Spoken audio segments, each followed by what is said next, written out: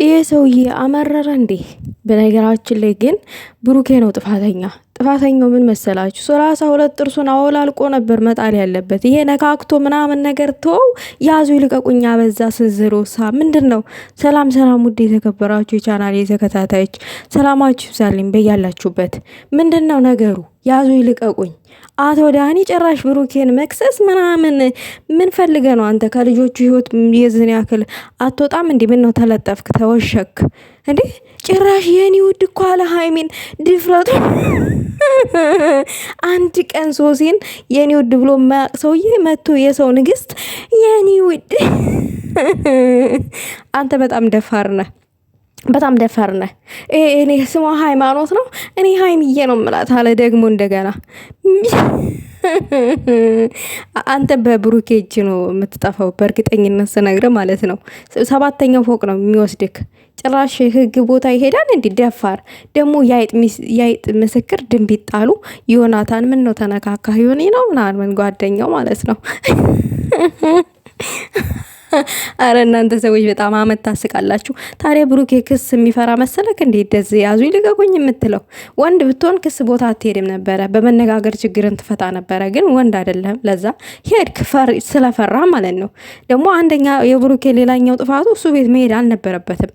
መሄዱ ነው ችግር እንዲፈጥር ያደረገው። በዛን ሰዓት ሀይሚ ሄዳ በጠየቀችው ሰዓት ያው ይቅርታ ጠይቀዋለች። ነገር ግን እንደዛ ይቅርታ ጠይቀው በነበረበት ሰዓት ወደ ፍርድ ሄዶ ቢሆን ኖሮ ወደ ክስ ምንም ማስረጃ ሊኖረው አይችልም ነበረ። ግን ብሩኬ አሁን ቤቱ መሄዱ አንደኛ ልክ እንደ ወንጀል ተያዘ ማለት ነው። እንግዲህ ኦልሬዲ በብሩኬ ላይ ክስ መስርቶበታል ምናምን ነገር። ነገ የመጥሪያ ወረቀት ለብሩኬ ይደርሰዋል። ከዛ በቀጣይ የሚሆነው ፖሊስ ይላካል ወደ እሱ ቤት። ካልመጣ ወደ እስር ቤት ይሄዳል ማለት ነው። እንደዛ ነው አይደለ ህግ የሚሆነው? እኔ አላቅም ስለ ህግ፣ ይቅርታ ግን ማለት ነው። ሰውየው ትክክለኛ ፖሊስ ነው ወይንስ እንዴት ለድራማ የተዘጋጀ ነው? በዛው ልጠይቅ እኮ ብዬ ነው። ደንብ ልብስ ረስቷል አስታውሰው ብዬ ነው። የደንብ ልብስ አይለበስም እንዲቀረ እንዲ ኢትዮጵያ ላይ በሱፍ ብቻ ነው እንደዚህ ቁልጭ ቁልጭ ደስ ትላላችሁ። እኔ በጣም ነው የተናደድኩት። በነገራችን ላይ ቤተሰብ ማለት አሁን የሰውን ህይወት እንደዚህ ለመበጥበጥ በዚህ ደረጃ መሄድ ምን የሚሉት ነው? ነገርን ማቅለል እየተቻለ ሲጀመር እኮ አንተ ነክ ያዙ ይልቀቁኝ አልክ፣ እረፍት ባልክ አላርፍም አልክ። እንደገና ደግሞ ያው ብለህ በውሸት አንተም እኮ ወንጀለኛ ነህ። ስም አጥፍተሃል በሐሰት ማለት ነው። በሐሰት ስም ስላጠፋክ አሁን አንተ ብሩኬን መክሰስ ነው ያየኸው አይደለ? አንተም እኮ እስር ቤት ትገባለህ። ብሩኬ ብቻ አይደለም የሚገባው። ለምን? በሐሰት የሱን ስም አጥፍተሃል። ብሩኬ መረጃ አለው። ገብቷል። ይሄንን ማሰብ ነበረብክ እዚህ ጋር ሰውን ለመክሰስ ከመሮጥ በፊት ማለት ነው። ሌላው ነገር ደግሞ ብሩኬ አንተን መምታቱ ልክ ነው። ስም ስላጠፋህ መታ ካለቀ። ሲጀመር ደግሞ አልተመታህም። ብትመታ ኖሮ አፍ ውስጥ የወስተፍከውን ሶፍት አታወጣውም ነበረ። ፕላስተሩን ግን አላላቀቅከውም። ከፊት ረስተው መሆን አለበት። ላስታውስ ብዬ ነው በዛው ማለት ነው። ምን አይነት ጉር ናቸው እነዚህ? የሰው ህይወት ውስጥ ሰላም አሳጡ እኮ ቤተሰብ።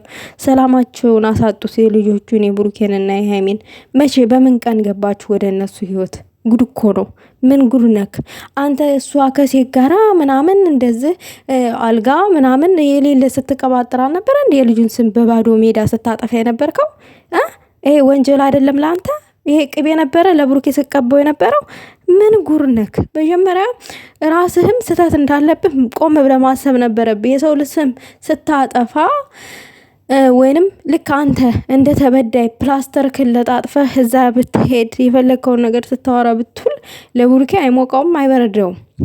ወደ ቤተሰቦች እንደ ሚዛናዊ ሆነን እዚህ ጋር ስንፈርድ ሁለቱም ጋር ጥፋት አለ ከተባለ ብሩኬ ዳኒን መምታቱ አንደኛ፣ ሁለተኛ እሱ ቤት መሄዱ፣ ሌላው የዳኒ ደግሞ ትልቁ ስህተት በውሸት ስሙን ማጥፋቱ። አለቀ። ይሄ እንደ ወንጀል የማይቆጠር መስሎት ይመስለኛል ፍርድ ቤት ምናምን ክስ ምናምን እያለ የሚቀበጣጥረው ማለት ነው። ይሄም ትልቅ ወንጀል ነው ካሰብክበት ማለት ነው። ምናልባት አንተ አላሰብከው ሊሆን ይችላል። እናያለን። እስቲ ብሩኬ ሄዶ ሲታሰር እናያለን። እሱ ዝም ካለ ማለት ነው። አሁን እኮ አንተ አውጥተህ እንድታሳየው የሚፈልገው ነገር አለ ብሩኬ። አንተ አለኝ ያልከውን መረጃ አውጥተህ እንድታሳየው ይፈልጋል። ገባክ? እዚህ ዩቲዩብ ላይ የተለቀቀውን ቪዲዮ አንተ ቤት የመጣውን ምናምን ሳይሆን ከአንተ ፍቅረኛ ጋር በቃ ያደረጉትን ነገር ካለ አውጥተህ እንድታሳየው ለብሩኬ ይፈልጋል። እውነትን ማወቅ ይፈልጋል። ለምን? በውሸት ስሙን ስላጠፋው። ይሄንን እውነትን ደግሞ ማወቅ የሚፈልገው ራሱን ጠንቅቆ ስለሚያውቅ ጨዋ ስለሆነ ነው እንጂ እሱ የሆነ ስህተት ቢኖርበት በዚህ ልክ በዚህ ደረጃ ሄዶ አንተን አይከራከርም። ከዛ ደግሞ እጁን አንተ ላይ አይሰነዝርም ነበረ። የራሱን ንጽህና ስላየ ነው እጁን ሊሰነዝርብህም የቻለው ማለት ነው። አንተ ግን ምንም አልተረዳኸውም። በደፈናው ነው እየተራመድክ እየተጓዝክ ያለው። እንግዲህ ወንድና ሴቱን ይለያል፣ እናያለን። እኛም አብረን የምናይ ይሆናል። ኧረ መደፋፈር የምር ግን ቤተሰብ በዚህ ልክ ይደብራል። የምሬን ነው። የሰውን ስም በዚህ ልክ ምናምን ሰው ላይ እንደዛ አይነት ነገር በጣም የሚደብር ነገር ነው። ሚስትህን ራስን መጠበቅ ያለብህ። ሌላው ነገር አንተ ራስህ ለቀካት፣ በቃ እሷ የምትፈልገውን ነገር አደረገች። አንተ መጀመሪያ ሚስትህን ያላከበርክ፣ ሚስትህ አንተን ያላከበረች እንዴት ነው? ሚስትህ እኮ አንተ ስላልጠበካት ወይንም ለአንተ ክብር ስለሌላት ነው ሌላ ወንድ ጋር የሄደችው። ሌላ የፕራንክ ቪዲዮ እንስራ ሲላት ብሩኬ ለራሷ ችግር፣ ህይወቷ ላይ ችግር እንደሚፈጥርባት፣ ትዳሯ ላይ ፍቅረኛዋ ላይ ችግር እንደሚፈጥርባት ይህን ሁሉ አላሰበችም ነበረ። ሶ በመጀመሪያ ወንጀለኛ ሚስትህም ናት። እንደ ወንጀለኛ ብሩኬ ተቆጠረ፣ ሚስትህም ወንጀለኛ ናት። በዛው ላስታውስክ። ወይ ዳንኤል አለች ሶሲ። ወዳ እኮ አይደለም ተቃጥላ ነው በመታወቂያ ስሙ ዳንኤል